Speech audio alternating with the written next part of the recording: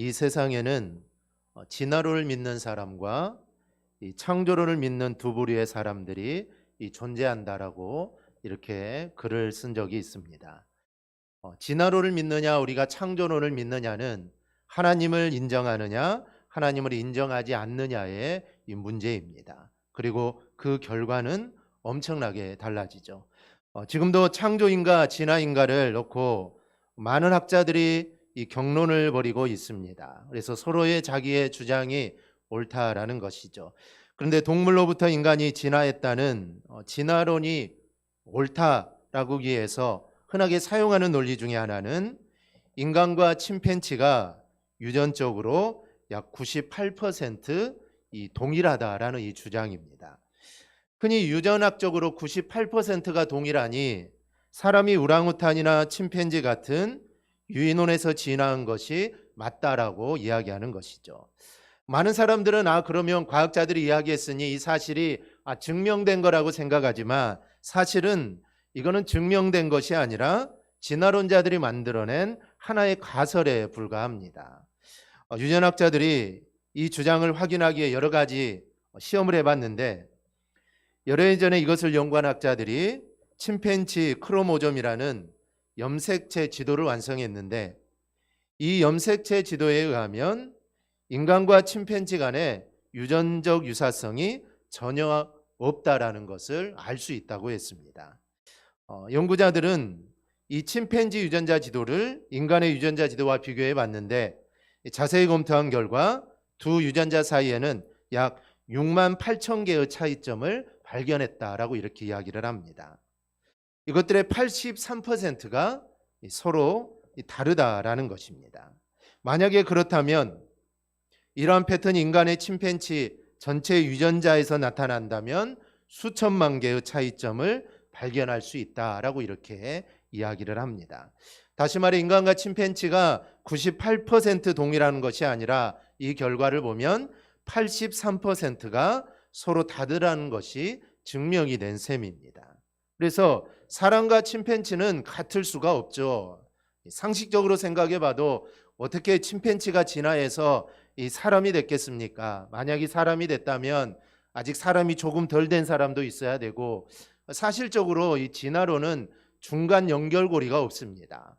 어느 날 갑자기 침팬지가 사람이 됐다고만 말을 하지 그 연결해주는 사람들이 없다는 것이죠. 그래서 연결고리가 없기 때문에 이거는 잘 맞지 않습니다. 이렇게 사람과 침팬지가 다르듯이 사람과 사람도 서로 다릅니다. 즉 같은 인간이지만 다른 게 얼마나 많습니까? 비슷하다고 하지만 많이 다릅니다. 이것은 부모 자식 간에도 마찬가지죠. 분명 자녀가 부모를 통해 태어났지만 그 자녀는 부모와 다릅니다. 생각도 다르고 행동도 다 다릅니다. 부모로부터 유전되는 부분도 있지만 인격 자체는 완전히 다르죠. 그런데 안타까운 일 중 하나는 이 과거 왕조 시대에는 아버지가 잘못했다고 부인과 아들 심지어 친척까지 죽이는 그런 일들이 있었습니다. 1981년에 폐지된 연자제라는 것이 있었습니다. 그래서 가족 중 하나가 죄를 지으면 가족 전체에 불이익이 돌아가게 됐죠. 예를 들어서 어떤 사람이 공산당과 연관이 있으면 그 가문 전체는 다 조사를 받습니다. 그리고 취업이나 여행 등 제한이 되죠. 그래서 취업을 해야 되는데 취업이 안 됩니다. 알고 보니 부모님이 이 공산당과 연루가 있거나 아니면 일제와 연관이 있었던 그런 일들 때문에 이게 취직이 안 된다는 것이죠. 특별히 군에나 ROTC나 학사장교 이런 데는 특별히 이런 것들을 옛날에는 많이 봤습니다. 그래서 자기가 공부를 잘하지만 충분히 합격하지만 이런 것 때문에 좌절되는 일들이 참 많이 있었죠. 불과 40년 전까지 그랬습니다. 그런데 오늘 본문을 보면 지금으로부터 약 2800년 전에 그것을 문제 삼지 않은 사람이 있습니다. 즉 부모의 죄를 자녀에게까지 넘기는 게 일상적인데 그거를 끊었던 왕이 나오는데 그 사람이 아마사 남유다의 9번째 왕입니다. 오늘은 이 아마사에 대해서 우리가 함께 좀 나눠보려고 합니다. 오늘 1절을 보면 아마사가 누구인지 가르쳐 줍니다. 아마사가 왕에 이를 때 나이가 25세라 예루살렘에서 29년 동안 다스리니라. 그의 어머니의 이름은 요아단이요 예루살렘 사람이더라. 아마사는 요아스의 아들입니다. 우리가 지난주 살폈던 처음에는 참 하나님을 잘 섬겼지만 제사장이 죽은 후에 우상을 섬기고 백성들로 하여금 우상을 섬기게 했던 그 요아스 왕의 아들이 아마사입니다. 25살의 왕이 되어 29년을 다스립니다. 아마사의 이름은 뜻은 여호와는 강하시다, 여호와의 능력이라는 뜻입니다. 그런데 1절을 보니 아마사의 어머니 이름을 요아단이라고 이렇게 밝힙니다. 역대하 24장 3절에 보면 여호야다가 그를 두 아내에게 장가들게 하였더니 자녀를 낳았더라 라고 하는데 그 두 부인 중에 한 명입니다. 여호야다는 여호와란 하나님 이름과 기쁘다라는 동사가 합쳐진 것입니다. 즉 여호와께서 기뻐하신다, 신앙적인 이름이죠. 우리는 이를 통해 그녀가 신앙적인 여인임을 우리가 알 수가 있습니다. 그런데 본서 기자는 남유다의 왕들을 소개할 때 왕들의 모친을 함께 소개를 합니다. 이 부친은 당연히 소개가 되겠죠. 왕의 아들이니까 왕을 소개해야 되니까 아버지는 당연히 소개가 되는데 특별하게 어머니, 즉 모친의 이름을 소개합니다. 즉 누구누구의 어머니다, 어머니라는 것을 소개하죠. 왕의 모친의 신앙의 정도와 그들이 끼치는 영향력과의 긴밀한 관계가 있기 때문입니다. 유다 왕조의 왕의 모친을 이야기하는 그 이면에는 선민 이스라엘의 신앙을 보존하기 위해서는 반드시 정통 이스라엘 사람과 혼인해야 한다는 그 사상이 바탕에 깔려 있는 것입니다. 여러분, 다윗 시대 이후로 왜 이스라엘의 신앙이 타락을 하고 끝내는 남북으로 분열되어 멸망의 길을 가게 됩니까? 그 원인이 어디에 있습니까? 그 원인은 솔로몬이 이방 여인들과 혼인한 데서 비롯된 것입니다. 그게 출발점이 되었죠. 거기서부터 출발점이 되었다는 것이죠. 여러분 한번 생각해 보십시오. 우상 숭배를 하는 여인의 손에 자란 왕이 어떻게 하나님을 경배할 수 있겠습니까? 모세의 경우를 보십시오. 그는 비록 우상 숭배 핵심부라고 할 수 있는 이 애굽 왕궁에서 자랐지만 그는 친모 요게벳을 통하여서 여호와의 신앙을 배우며 자랐습니다. 그렇기 때문에 모세는 열심히 있는 여호와 신앙인이 될 수 있었던 것이죠. 만약에 모세가 어머니의 품에 자라지 않았고 애굽 왕궁에서 자랐다면 아마 그도 바로와 똑같이 우상을 섬기고 이스라엘을 못 살게 구는 아마 그런 악독한 사람이 아마 분명히 되었을 겁니다. 그런데 어렸을 때부터 어머니의 그 신앙 교육으로 인해 그는 그 어찌 보면 그런 상황에 놓여 있었지만 그와 같이 되지 않았다라는 것을 우리가 알 수가 있습니다. 반면에 어머니가 이방 여인이었던 솔로몬의 아들 르호보암, 결국 그도 어머니를 쫓아 이방 숭배의 길을 걸어가게 됩니다. 그래도 그는 오히려 더 나은 편이죠. 시돈의 공주와 결혼함으로써 이방인과 같이 되어버린 아합 집의 사이가 되었던 요람의 이 경우를 보십시오. 그 아들 아하시아와 선자 요아스 때 이르러서는 다윗의 대가 끊길 뻔했습니다. 얼마나 큰 위기입니까? 정말 절제절명의 위기를 맞이하기도 합니다. 그런데 원인이 어디 있습니까? 우상을 섬겼던 아합과 이세벨의 딸 아달랴 때문이었습니다. 부모의 악한 일들을 보았고 그로 인해 그녀 또한 악한 일들을 행했던 것이죠. 여러분, 이렇게 믿음의 여인을 가족으로 받아들인다는 것은 이거는 정말 대단한 중요한 일입니다. 그러므로 결혼을 앞둔 우리 청년들 그리고 부모된 우리는 자녀들의 배우자 선택을 정말 중요하게 생각해야 하고 믿음의 배우자를 만날 수 있도록 우리는 기도해야 합니다. 그게 우리 자녀들의 앞길이 사는 길입니다. 믿지 않는 가족을 맞아서 전도하면 된다라고 하지만 충분히 그럴 수도 있습니다. 충분히 그럴 수도 있죠. 그런데 왜 그렇게 어려운 길을 가십니까? 믿음 안에서 믿음의 가족을 이루는 게 얼마나 행복하겠습니까?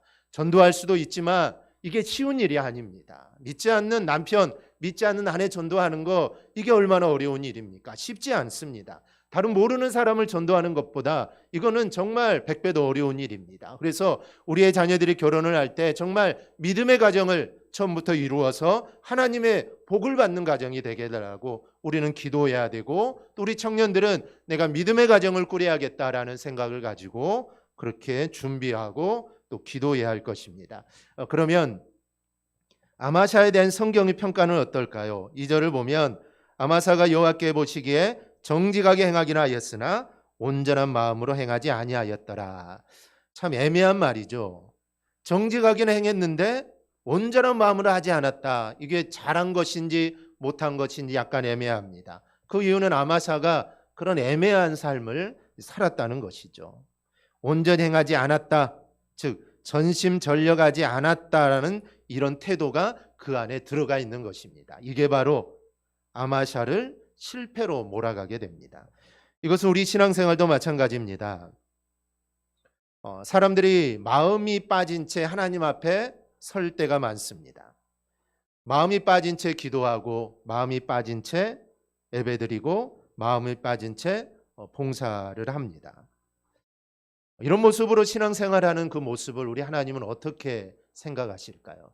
다 속일 수 있죠. 나만 알고 있는 겁니다. 그런데 하나님은 모든 걸 다 알고 계시죠. 하나님이 이런 모습으로 신앙생활하는 것을 아주 싫어하십니다. 하나님의 마음을 예수님을 통하여 우리는 확인할 수 있는데 이런 사람들이 바로 바리새인입니다. 주님은 이들을 아주 독하게 책망하셨는데 마태복음 6장 5절을 보면 이렇게 말씀합니다. 우리 함께 봉독하겠습니다. 또 너희는 기도할 때 외식하는 자와 같이 하지 말라. 그들은 사람에게 보이려고 회당과 큰 거리 어귀에 서서 기도하기를 좋아하느니라. 내가 진실로 너희에게 이르노니 그들은 자기 상을 이미 받았느니라. 아멘. 외식이 무엇입니까? 외식은 겉으로만 꾸며 체면을 세우는 겁니다. 배우처럼 행동한다는 원래 뜻입니다.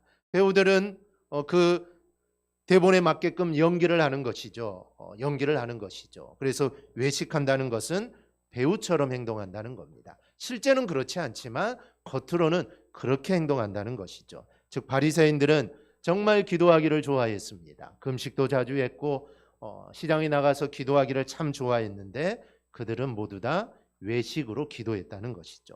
또 이들은 하는 기도 가운데 아주 유명한 기도가 하나가 있습니다. 누가복음 18장 11절입니다. 우리 함께 봉독합니다. 바리새인은 서서 따로 기도하여 이르되 하나님이여 나는 다른 사람들 곧 토세, 불의, 간음을 하는 자들과 같지 아니하고 이 세리와도 같지 아니함을 감사하나이다. 아멘. 여러분 이게 기도일까요? 이거는 기도가 아닙니다. 이거는 자기 자랑이죠. 왜 기도하면서 다른 사람을 끌어들여서 이 사람들보다 내가 잘하는 것 하나님께 감사를 합니까? 이거는 기도가 아닙니다. 즉 마음이 빠진 기도죠. 이런 기도를 하나님은 절대로 받지 않으십니다. 이사야 1장 11절을 보면 여호와께서 말씀하시되 너희의 무수한 재물이 내게 무엇이 유익하뇨? 나는 순양의 번제와 살찐 짐승의 기름을 배불렀고 나는 수송아지나 어린 양이나 순염소의 피를 기뻐하지 아니하노라. 왜 하나님 이렇게 말씀했을까요? 하나님 앞에 나와서 예배하고 하나님 앞에 나와서 제사를 드리는데 하나님은 그 제사가 싫다는 겁니다. 그 이유는 마음이 빠져서 그렇습니다. 이스라엘 백성들이 하나님 앞에 예배하는데 마음이 빠져 있습니다. 마음은 빠진 채 형식으로만 하나님께 예배하니 하나님이 그거는 싫다는 것이죠. 그렇게 하는 것은 하나님을 모욕하는 것입니다. 하나님은 다 알고 계시는데 아닌 척, 안 그런 척. 하나님 보실 때 얼마나 이게 가증스러운 일입니까? 아마샤의 실패는 바로 여기에 있었습니다. 아마샤는 여호와 보시기에 정직하게 행하기는 했습니다. 사실 여호와 앞에 정직하게 행한다는 거 이게 쉬운 일이 아닙니다. 어느 누가 정직하게 할 수 있겠습니까? 사람 앞에서는 정직하게 할 수 있죠. 보이는 대로 정직하면 됩니다. 그런데 보이지 않는 부분에서는 정직하지 못하더라도 역사는 그를 정직하다고 이야기를 합니다. 그런데 하나님 앞에 정직하다는 것은 그 마음까지 정직해야 하나님이 그를 향하여 너는 참 정직한 사람이다 라고 말해주는 것입니다. 그러니 그것만으로도 대단하다는 것이죠. 그런데 안타까운 것은 정직하기만 했습니다. 일은 정직하게 했습니다. 그런데 그 일을 하나님께 드리는 마음으로는 하지 못했다는 것이죠. 마음을 하나님께 드리는 헌신의 자세는 없었던 것입니다. 그냥 하나님 말씀하시는 대로 정직하게 모든 일을 했다는 것이죠. 하나님은 사실 우리에게 바라시는 것은 마음입니다. 내가 정직하지 못하더라도, 때로는 내가 진실하지 못하더라도 온전히 하나님께 드리고자 하는 마음이 있다면 하나님께서는 진실하지 못한 부분을 깨닫게 하시고 또 우리로 회개하게 하셔서 우리를 세워주시게 됩니다. 그래서 문제는 이 마음입니다. 마음이 하나님을 향하여 있지 않으면 아무리 정직하게 한들, 아무리 일을 깨끗하게 마무리한들 하나님을 만족시킬 수는 없습니다. 그러니 우리는 하나님 앞에 이 마음을 드려야 합니다. 전심을 다해 마음을 다해 기도하고 예배하고 우리는 봉사해야 합니다. 거기서부터 하나님의 은혜가 바로 임하게 됩니다. 하나님의 축복이 임하는 겁니다. 마음이 빠져버린 것은 하나님을 욕되게 하는 거다라는 것을 우리는 알아야 합니다. 둘째로 아버지의 복수를 하는 아마샤를 볼 수 있습니다. 역대하 24장 25절을 보면 아마샤의 아버지인 요아스가 아람과 전쟁에서 패하여 살해당하는 장면이 나옵니다. 요아스가 크게 부상하며 적군이 그를 버리고 간 후에 그의 신하들이 제사장 요야다의 아들들과 아들들의 피로 말미암아 반역하여 그를 그의 침상에서 쳐 죽인지라. 다윗성에 장사하였으나 왕들의 묘실에는 장사하지 아니하였더라. 그리고 26절을 보면 이 반역자들의 이름이 나옵니다. 반역한 자들은 암몬 여인 시므아세 아들 사박과 모압 여인 시므리세 아들 요사바지더라. 이 사람들이 정확히 어떤 사람인지는 알 수 없습니다. 하지만 성경은 그들이 암몬과 모압 여인의 아들이다라고 합니다. 여러분, 암몬과 모압 하면은 어떤 사건이 생각나십니까? 창세기 19장의 사건입니다. 창세기 19장을 보면 소돔과 고모라에 살던 롯과 두 딸이 재앙을 피해 산속으로 도망가게 되는데 거기서 부정한 방법으로 낳은 아들의 이름입니다. 그 두 아들이 암몬과 모압의 조상이죠. 이 암몬과 모압이 두고두고 이스라엘의 골칫거리가 됩니다. 우리가 여기서 깨닫는 게 있습니다. 죄는 죄로 끝나지 않는다라는 것이죠. 부정한 방법을 사용하면 그것이 덮어지지 않습니다.